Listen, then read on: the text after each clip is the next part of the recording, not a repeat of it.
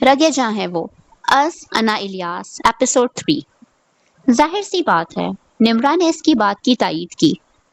تو اگر یہ سب کام تم ڈائریکٹ اس گینگ سے لو تو سوچو وہ سارا پیسہ بھی تمہاری جیب میں جائے گا۔ حیدر کی بات پر وہ سوچ میں پڑ گئی۔ یہ تو ہے، مگر یہ ہوگا کیسے؟ میں بولڈ ہوں، مگر کسی گینگ کے ساتھ براہ راست کبھی کام نہیں کیا۔ یہ پہلا اتفاق ہے۔ میں اکیلی ایسا نہیں کر پاؤں گی، اس نے گھبراتے ہوئے کہا۔ ارے یار، تمہیں کون کہہ رہا ہے کہ اکیلے کرو؟ تم مجھے بھی خفیہ طور پر اس کام میں اپنے ساتھ ڈالو، پھر آہستہ آہستہ شہریار کے ذریعے اس گینگ تک جاؤ، اور پھر وہاں سے تم ان سے تعلقات بناؤ، تو پھر جیسے تم شہریار کے لیے کام کر رہی ہو میں تمہارے لیے کرتا رہوں گا۔ تم اکیلی تو نہیں ہوگی۔ حیدر کی بات اس کے دل کو لگی۔ کہہ تو تم ٹھیک رہے ہو، مگر مجھے سوچنے کے لیے تھوڑا وقت دو۔ وقت تو میں تمہیں دیتا ہوں، مگر خیال رکھنا شہریار کو اس بات کی بھنک تک نہ پڑے، نہیں تو ایسے لوگ اپنے خلاف جانے والوں کو مروانے میں ایک سیکنڈ کی دیر نہیں لگاتے، اور اس طریقے سے مرواتے ہیں کہ ان کے خلاف کوئی ثبوت نہیں ہوتا۔ خود آزاد گھومتے ہیں اور اپنے مخالف کو قبر میں پہنچاتے ہیں۔ حیدر نے اسے حقیقت کا رخ دکھایا۔ نمرا چپ چاپ اسے دیکھے گئی۔ تم اتنے بڑے بڑے فیصلے خود سے کیسے کر سکتے ہو؟ وہ جو کچھ دیر پہلے اپنے کام سے تھکا ہارا آیا تھا، لنچ کرنے کے بعد چائے کا کپ تھامے ریلیکس انداز میں لیپ ٹاپ سامنے رکھے اپنی میلز چیک کرنے میں مصروف تھا، باس کا فون آتے ہی اور ان کا سوال سنتے ہی ذرا الرٹ ہو گیا۔ سوری سر، میں آپ کی بات سمجھا نہیں، کون سے فیصلے کی آپ بات کر رہے ہیں؟ اس سوال پر جو کچھ انہوں نے بتایا، اس کا دماغ چکرا کر رہ گیا۔ یہ تو ہر باہر وہی بات تھی جو اس نے اس بے باک لڑکی سے کی تھی۔ اپنے غصے کو اس نے بامشکل قابو کیا۔ سر، میں نے آپ کو پہلے بھی کہا تھا کہ میرا اور میری ٹیم کا کام کرنے کا اپنا ایک طریقہ کار ہے۔ میں اگر لیگل طریقے سے مجرموں کو پکڑنے بیٹھ جاؤں تو پھر نہ پکڑ چکا میں انہیں۔ جو کچھ ان لیگل مہروں کے ٹھپے لگوا کر لوگ 2 نمبریاں کرتے ہیں وہ سب میں اچھی طرح جانتا ہوں، جبکہ میں ان لیگل طریقے اپنا کر اپنے ملک کے مفاد کے لیے ان لیگل لوگوں کو پکڑتا ہوں۔ تو میرا نہیں خیال کہ اس سے کسی کو کوئی مسئلہ ہونا چاہیے، اس نے صاف گوئی سے کہا تھا۔ وہ تو ٹھیک ہے یار، مگر تھوڑا ہاتھ ہولا رکھو، کم از کم مجھے تو بتا دو کہ تم کیا کرنے جا رہے ہو۔ وہ اس کی بات سے متاثر ہوئے بولے۔ سر، بہت سے فیصلے موقع پر لینے پڑتے ہیں۔ میں نے کچھ دیر میں آپ کو کال کر کے بتا ہی دینا تھا، اور آج کی ساری رپورٹ دینی تھی، مگر کیا میں یہ پوچھنے کی جسارت کر سکتا ہوں کہ آپ تک یہ سب معلومات کن ذرائع سے پہنچی ہیں؟ اور آپ کو مجھ پر اعتبار نہیں جو آپ نے میرے پیچھے بندے لگائے ہوئے ہیں؟ اب کی بار وہ ذرا ناراض لہجے میں گویا ہوا۔ بیٹا جی، بات یہ ہے کہ تم ہو یا تم سے بھی بڑا کوئی ایجنٹ، اس کے پیچھے بندہ لگانا پڑتا ہے، اس کی حفاظت کے لیے بھی، تاکہ اگر حالات ایسے پیدا ہو جائیں کہ وہ کہیں پھنس جائے تو کم از کم ہم اسے بچانے کی کوئی فوری تدبیر کر سکیں۔ بڑے نیگیٹو ہو رہے ہو، خبر ہے تم پر اعتبار نہ ہوتا تو تم اب تک بہت سے کیسز میں میری بے جا حمایت حاصل نہ کر چکے ہوتے۔ مجھے تو بہت مرتبہ تمہیں بچانے کے چکر میں اپنی آفیشل حدود سے باہر جا کر بات سنبھالنی پڑتی ہے۔ ان کی بات پر وہ ہولے سے مسکرایا۔ اسی لیے تو میں واقعی آپ کا مشکور ہوں۔ اچھا بس مسکے مت لگاؤ، جلد ہی گھر کا چکر لگانا۔ ان کی بات پر اس نے حامی بھرتے ہوئے فون رکھا، مگر اب وہ اس پریشانی میں تھا کہ سر نے کس کو اس کے پیچھے لگایا ہے۔ کیا بات ہے، تم آج کل بہت پریشان ہو؟ آج کل نمرا حیدر سے ذرا دور دور رہ رہی تھی، لہٰذا حیدر کو اسے کال کرنی پڑی۔ یونیورسٹی میں بھی وہ ہر وقت شہریار کے ہمراہ ہی ہوتی تھی۔ حیدر کو ڈر تھا کہ کہیں اس نے شہریار کو حیدر کو بزنس میں ساتھ ملانے والی بات نہ کر دی ہو۔ ہاں، اصل میں ایک ایشو ہو گیا ہے۔ اس کی آواز میں پریشانی گھلی تھی۔ حیدر ٹھٹکا۔ تم نے کہیں شہریار کو مجھے شامل کرنے والی بات تو نہیں بتا دی؟ اس نے اپنا خدشہ ظاہر کیا۔ آخر تھی تو صنف نازک اور پیٹ کی ہلکی۔ ارے نہیں، پاگل نہیں ہوں کہ ایسی بات کر کے اپنی شامت کو آواز دوں۔ وہ کبھی بھی مجھے اس حد تک جانے نہیں دے گا، اس نے صاف گوئی سے بتایا۔ حیدر نے شکر کیا۔ تو پھر؟ اصل میں ہمارے ہاسٹل کی ایک لڑکی کچھ دنوں سے گم ہو گئی ہے۔ یہاں سے کہیں جانے کے لیے نکلی تھی، اور وہ میری کافی پرانی کسٹمر تھی اور مجھ سے اچھے سے واقف تھی۔ اگر وہ کسی ایجنسی والے کے ہاتھ لگ گئی تو سمجھو ہمارے لیے بہت مشکلات کھڑی ہو جائیں گی۔ میری اس سے کافی دوستی تھی اور اسلحہ کے بارے میں بھی وہ جانتی تھی۔ اس نے تفصیل سے اپنی پریشانی بتائی۔ اوہو، یہ تو بہت برا ہوا۔ نام کیا تھا اس کا؟ اس نے سرسری لہجہ اپنایا۔ ساشا نام تھا، تم اپنے طور پر پتہ کروا سکتے ہو، نمرا نے لجاجت بھرے لہجے میں کہا۔ چلو کوشش کرتا ہوں، اور اگر اس کے بارے میں پتہ چل گیا کہ کہاں ہے تو حیدر کے سوال پر کچھ لمحوں کی خاموشی چھائی، تو پھر اسے مروا دیں گے۔ نمرا کی بات پر اب خاموش ہونے کی باری حیدر کی تھی۔ چلو میں کوشش کرتا ہوں کہ اس کا پتہ چل جائے۔ کچھ توقف کے بعد حیدر سنجیدہ لہجے میں گویا ہوا، پھر کچھ دیر ادھر ادھر کی باتیں کر کے اس نے کال بند کر دی۔ آج چھٹی کیا آ گئی، لگتا ہے اماں نے گھر کے سارے کام مجھ سے ہی کرانے کی ٹھان لی ہے۔ میں فاتینہ کم اور چندن ماسی زیادہ لگ رہی ہوں۔ یہ سب آپ کی وجہ سے ہوا ہے۔ اب وہ غصہ جو آپ پر نکلنا چاہیے تھا وہ مجھ غریب پر نکل رہا ہے۔ فاتینہ جالے صاف کرنے والا برش ایک جانب رکھ کر مریم سے آنکھ بچائے کسی کو تیزی سے میسج ٹائپ کرنے میں مصروف تھی۔ ہا ہا ہا ہا، دوسری جانب دل کھول کر ہنسا جا رہا تھا۔ ہنس لیں، کبھی یہ دن ہم پر بھی آئیں گے جب آپ کی درگت بنے گی۔ وہ کہاں باز آنے والوں میں سے تھی۔ جیسے ہی کسی کے قدموں کی چاپ سنائی دی، جلدی سے موبائل ٹراؤزر کی جیب میں غائب کرتے شد و مت سے کام میں جٹ گئی۔ ابھی تک تم ایک ہی جگہ کو رگڑے جا رہی ہو، مریم نے لاؤنج میں آتے ہی خشمگین نظروں سے اسے گھورا۔ تو کیا کروں، صحیح سے صاف نہیں کیا تو بھی آپ ہی سے باتیں سننے کو ملیں گی۔ حد ہو گئی، ایک تو شرافت سے صاف کر رہی ہوں، اس پر بھی مطمئن نہیں، مفت کام کر رہی ہوں آپ کا تو اس پر بھی باتیں سنائی جا رہی ہیں۔ چندن سے کرواتی نا تو میں دیکھتی ہوں آپ کی باتیں کیسے سنتی ہے، چار سنا کر جاتی آپ کو۔ وہ ناگواری سے بڑبڑا کر کام کیے جا رہی تھی۔ اتنا تیز ہاتھ نہیں چل رہا تھا جتنی تیز زبان۔ ہائے ہائے ہائے، ماں سے ایسے بات کرتے ہیں، اسی لیے میں تجھے یونیورسٹی بھیجنے کے خلاف تھی کہ یہ تو سب سیکھ کر آئے گی۔ آنے دے ذرا سبتگین کو، اس بار تو تیری پڑھائی ساری پوری کرواتی ہوں میں۔ گھر نہ ہو گیا کوئی سیاسی ٹاک شو سمجھ لیا ہے تو نے، باتوں کی بوچھاڑ کر دی مجھ پر۔ میں کوئی سیاست دان ہوں جو باتیں سنا رہی ہے مجھے؟ وہ تو حیرت سے گنگ اس کی زبان کے جوہر دیکھ رہی تھی، جو آج کل کچھ زیادہ ہی ہو رہے تھے۔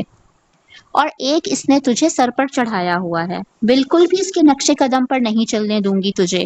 ٹانگیں توڑ کر گھر بٹھا دینا ہے میں نے۔ وہ غصے بھری نظریں اس پر جما کر بولی۔ کیا ہے اماں، کیوں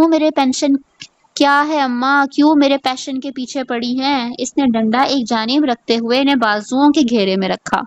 مزنا نے سب بتا دیا ہے مجھے، زیادہ مسکے نہ مار، دیکھتی ہوں میں کیسے تو وہ سب کرتی ہے۔ ارے ذرا خوف نہیں تجھے تو کیوں نہیں مان لیتی؟ تو لڑکی ذات ہے، اور لڑکی ذات کو یہ نڈر انداز اچھے نہیں لگتے۔ لوگ 2 منٹ میں اگلی بات سوچ کر ہی وہ کانپ گئیں۔ کیوں میرے بڑھاپے کو مشکل بنا رہی ہو؟ انہوں نے بیچارگی سے کہا۔ لڑکی ہوں تو کیا ہاتھ باندھ کر بیٹھ جاؤں؟ نہیں اماں، اللہ نے عورت ذات کو ہر طرح کی طاقت دی ہے۔ یہ ہماری سوچ ہے کہ ہم اسے صنف نازک کہہ کر اس کی صلاحیتوں کو ختم کر دیتے ہیں۔ جب شروع سے آپ نے مجھے منمانی کرنے دی ہے تو اب کیوں روک رہی ہیں؟ اسی لیے کہ میں اب اور کسی کو کھونا نہیں چاہتی، انہوں نے رندھی ہوئی آواز میں کہا۔ اماں، یہ زندگی اور موت اللہ کے ہاتھ میں ہے، آپ ایسا کیوں سوچتی ہیں؟ اس نے ان کے آنسو صاف کیے۔ فاتی، تو میرا کل سرمایہ ہے، مریم نے اس کا چہرہ ہاتھوں کے پیالے میں بھرتے ہوئے کہا۔ وہ خاموشی سے مسکرا دی، جانتی تھی اکیلے ان کو ہینڈل نہیں کر پائے گی۔ ایک وہی تو تھی جن کے آگے اس کی بولتی بند ہو جاتی تھی۔ اب اسے انتظار تھا سبتین کا آئیں گے تو خود ہی اماں کو منا لیں گے۔ وہ دل ہی دل میں سوچ کر مسکرا دی۔ بہت دنوں بعد آئے آپ۔ تاہا اس دن کے بعد ساشا کے روم میں اسے دیکھنے نہیں گیا تھا، مگر دریاب کی ہدایت پر اس کی سیکیورٹی سخت کروا دی گئی تھی، کیونکہ وہ لڑکی بھی انہیں ہاسٹل میں ہونے والی سرگرمیوں کے بارے میں بہت اچھی معلومات دے سکتی تھی۔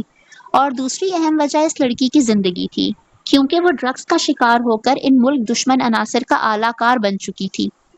نمرا اور اس کی اصلیت کے بارے میں جانتی تھی، لہٰذا اگر وہ کسی ایجنسی کے ہاتھ لگ جاتی، جو کہ وہ لگ چکی تھی، تو نمرا کے ذریعے ان لوگوں تک پہنچنا بہت آسان ہو جاتا جو اسے ڈرگس مہیا کر رہے تھے، اور ایسا وہ لوگ قطعاً نہیں چاہتے تھے۔ وہ اس صورت میں ساشا کو مروا دیتے۔ لہٰذا اب چونکہ وہ دریاب اور اس کی ٹیم کے ہاتھ لگ چکی تھی، لہٰذا دریاب کے کہنے پر بہت سے سادہ وردیوں میں لوگ ہمہ وقت اب ساشا کے روم کے ارد گرد موجود رہنے لگ گئے تھے۔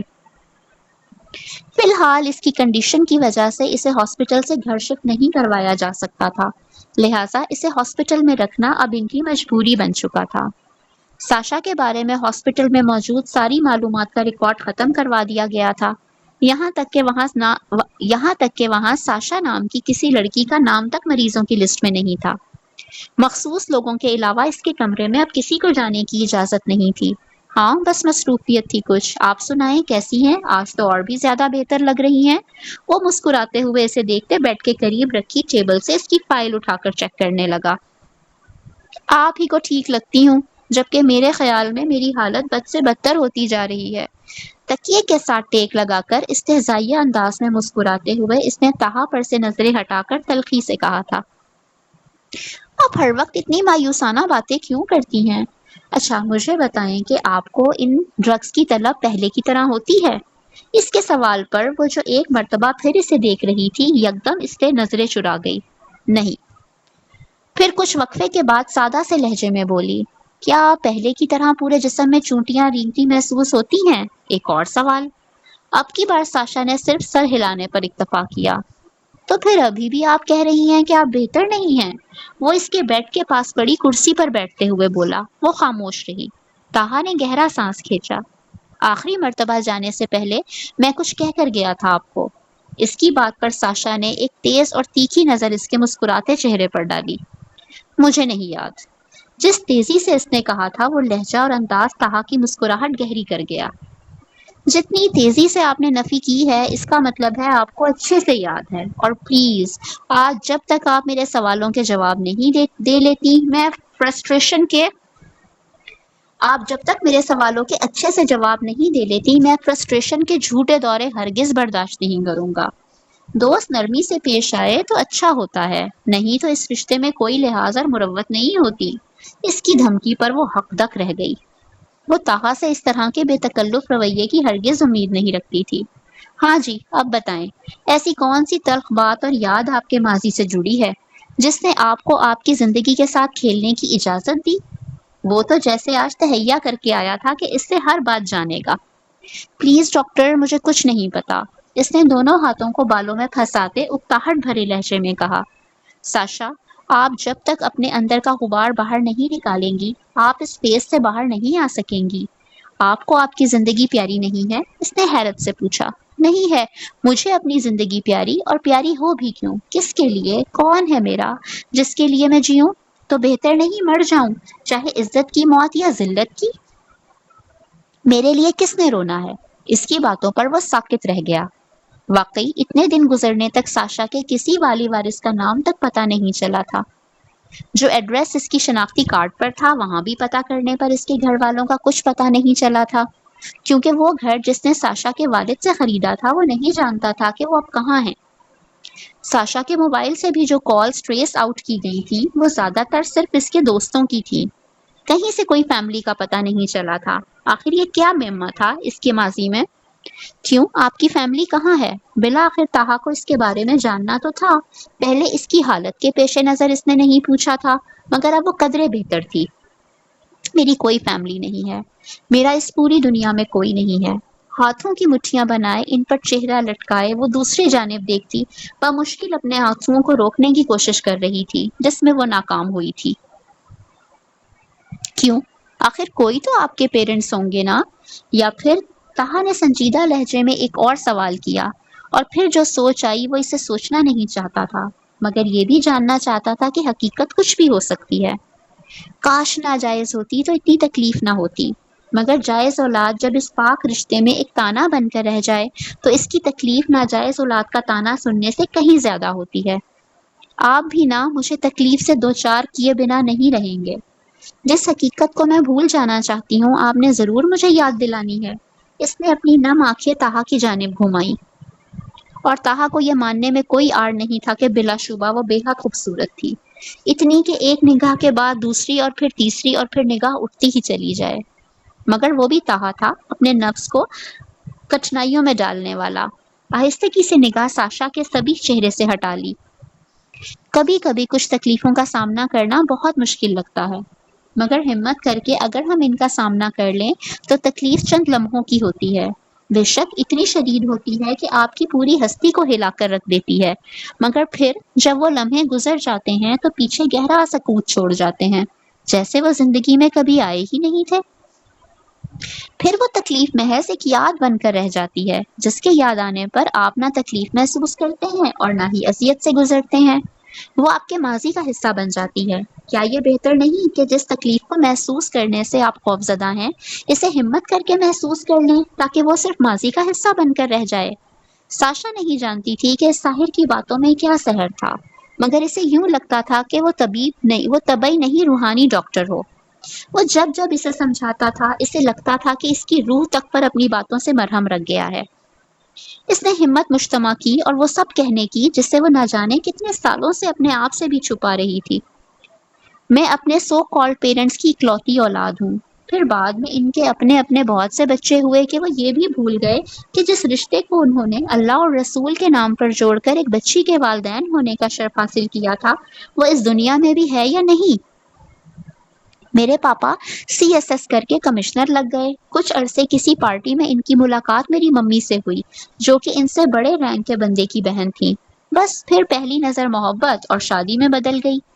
میرے ابو کا بیک گراؤنڈ گاؤں سے تھا اور ممی ہمیشہ سے شہر کی رہنے والی تھی۔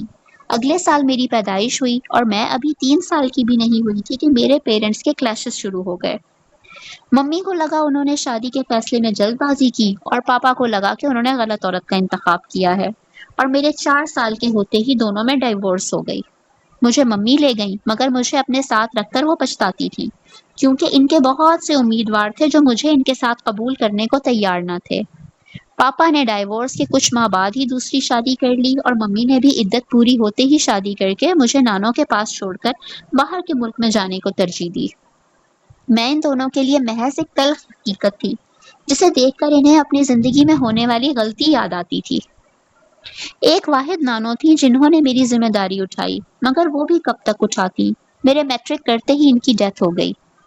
لوگوں کے رویے دیکھ کر، ان کی باتیں سن کر میں اچھی طرح جان چکی تھی کہ میں ایک انچاہا وجود ہوں جسے کوئی بھی برداشت نہیں کرنا چاہتا۔ میرے ایک ہی ماموں تھے، مگر وہ بھی اپنی فیملی کی وجہ سے مجبور تھے۔ ان کی بیوی کے مطابق میں جس نے ماں کو صحیح سے اپنے آس پاس محسوس تک نہیں کیا تھا، اپنی ماں کے نقش و قدم پر چل کر ان کے بیٹے پر ڈورے ڈالتی۔ لہٰذا میں نے اپنا کالج سٹارٹ ہوتے ہی ماموں سے ہاسٹل شفٹ ہونے کی درخواست کی۔ میرے ماں باپ نے کبھی مڑ کر بھی نہیں پوچھنا تھا کہ میں زندہ ہوں یا مر گئی۔ یہ کہتے ہی آنسوؤں کا گولا اس کے گلے میں ایسا پھنسا کہ اس سے آگے بات کرنا محال ہو گیا۔ تہا نے جلدی سے سائڈ پر رکھے جگ سے پانی گلاس میں انڈیل کر اس کی جانب بڑھایا۔ 2-4 گھونٹ بھر کر اس نے گلاس واپس رکھتے آنکھیں نیچے ہی رکھے اپنے ماضی کا سلسلہ وہیں سے جوڑا۔ نانو میرے لیے اتنا کچھ چھوڑ گئی تھی کہ مجھے ماموں سے کچھ لینے کی ضرورت نہیں پڑی تھی۔ پھر بھی میں شام میں چھوٹی موٹی جاب کرتی تھی۔ BA میں تھی کہ میری ایک دوست نے مجھے احساس دلایا کہ میری آواز اچھی ہے، تو میں نے ریڈیو اسٹیشن جا کر آڈیشن دیا۔ میں نے بھی سوچا کہ کوشش کرنے میں کیا حرج ہے۔ وہاں جا کر آڈیشن دیا اور میں پاس ہو گئی۔ پھر وہیں سے میری زندگی کی تباہی کا سفر شروع ہوا۔ وہاں موجود اپنے کولیگ RJ سے مجھے محبت ہو گئی، اور اسے بھی شاید، یا پھر وہ میری خوش فہمی تھی۔ کچھ عرصہ تو اس نے مجھ سے محبت کے بہت سے عہد و پیمان باندھے۔ وہ عمر بھی ایسی ہوتی ہے کہ میٹھے لہجے میں بات کرنے والے بندے پر گمان ہوتا ہے کہ جیسے یہ محبت میں ہماری گرفتار ہے۔ میں نے بھی دھوکہ کھایا، اور جس دن میں نے اسے اپنی حقیقت بتا کر اس تعلق کو کوئی شکل دینے کو کہا، اسی دن اس کی حقیقت بھی کھل کر سامنے آ گئی۔ ہم شو ختم کر کے واپس جا رہے تھے جب میں نے اس سے شادی کرنے کو کہا، اور اس نے رات کو جواب دینے کا بولا، اور رات میں اس کا آخری میسج آیا: ساشا، میرے پیرنٹس ایک ایسی لڑکی سے شادی پر نہیں مان رہے جس کے ماں باپ تک اسے اپنانے کو تیار نہیں، اور ویسے بھی ماں باپ کی فطرت کا اثر اولاد پر ہوتا ہے، تو جس لڑکی کی ماں تعلق نہ نبھا سکی، اس کی بیٹی کیا نبھائے گی؟ اور پھر میرے ماں باپ کا تعلق اور میری ماں کی بے وفائی کا تانا میرے زندگی پر تازیانے کی طرح لگا تھا۔ مجھے تو یقین ہی نہیں آیا، یہ اس شخص کے الفاظ ہیں جو میرے لیے زندگی تک داؤ پہ لگانے کا دعوے دار تھا۔ بس اس دن کے بعد سے میں اپنی زندگی کے ساتھ دشمنی کرنے لگی۔ جیسے تیسے BA کر کے میرا ایڈمیشن جب یونیورسٹی میں ہوا تو وہیں میری ملاقات اس لڑکی سے ہوئی جس نے مجھے اس تکلیف دہ زندگی سے کچھ لمحے تعلق ختم کر کے سکون حاصل کرنے والی ڈرگس دینی شروع کی۔ نہیں تو میں اس حد تک پہنچ چکی تھی کہ شاید اپنی زندگی ہی ختم کر دیتی۔ اپنی بات ختم کر کے اس نے سر ہاتھوں پر گرا لیا۔ تہا بھی کچھ پل خاموش رہا۔ کبھی کبھی لوگوں کو دیکھ کر ہم جج ہی نہیں کر پاتے کہ ان کے اندر کیا چل رہا ہے۔ وہ ساشا کو کوئی بگڑی امیر زادی تصور کر رہا تھا جو شوقیہ ڈرگس کی جانب لگی تھی، مگر حقیقت میں وہ کن کن تکلیفوں سے گزری تھی یہ آج اندازہ ہوا تھا۔ تہا نے موبائل کا ریکارڈ بند کر دیا۔ اوکے، ریلیکس ہوں اور شکر کریں کہ اب آپ اس بات سے باہر نکل چکی ہیں۔ تاہا نے فی الحال مزید تفتیش جاری نہیں رکھی، یہ سوچ کر کہ کہیں اسے یہ تاثر نہ ملے کہ وہ کسی ایجنسی کا بندہ ہے۔ ابھی وہ دریافت سے پوچھے بنا ساشا سے مزید معلومات حاصل کرنے کا کام نہیں کر سکتا تھا۔ کہاں نکلی ہوں؟ یہاں سے نکل کر کہاں جاؤں گی؟ پھر اسی دلدل میں؟ تو پھر آپ اتنی محنت کرنے کا کیا فائدہ؟ اس نے اپنے گال کو رگڑتے ہوئے کہا۔ تاہا نے اس کے چہرے پر بکھری سرخی سے نگاہیں چرائیں۔ چلیں کچھ سوچتے ہیں اس بارے میں۔ اچھا آپ ایک کام کریں، یہ موبائل رکھ لیں۔ اگر یہاں ہاسپٹل میں کوئی ایشو ہو تو آپ مجھے فوراً کال کریں۔ میں نے اپنا نمبر اس میں فیڈ کر دیا ہے۔ دریافت تاہا کو بتا چکا تھا کہ شہریار اور وہ گینگ جو اس کی پشت پناہی کر رہا تھا ساشا کی تلاش میں حرکت میں آ چکا ہے، لہٰذا اس کے پاس ایسا کوئی طریقہ ہو جو ان کی سیکیورٹی کے بعد بھی اگر وہ لوگ ساشا تک پہنچنے میں کامیاب ہو جائیں تو کم از کم دریاب اور اس کی ٹیم اسے ٹریس کر سکیں۔ مگر مجھے اس کی کیا ضرورت پڑے گی؟ آپ کے ڈاکٹرز اور نرسز ہر وقت یہاں موجود تو رہتے ہیں۔ ساشا نے الجھ کر اس کی جانب دیکھا تھا۔ رکھ لینا، کبھی بغیر وجہ کے بھی کچھ کام کر لینے میں کوئی حرج نہیں ہوتا۔ میں اب چلتا ہوں۔ امید کرتا ہوں کہ سب تکلیف دہ لمحات کو میرے ساتھ شیئر کر کے اب آپ کافی ریلیکس فیل کر رہی ہوں گی۔ اس کی بات پر ایک پھیکی سی مسکراہٹ اس کے ہونٹوں پر آئی۔ پتہ نہیں، پھر مایوسی؟ کوئی قابل قدر امید افزا بات جو نہیں ہے۔ اس کی بات پر تاہا نے نفی میں سر ہلایا۔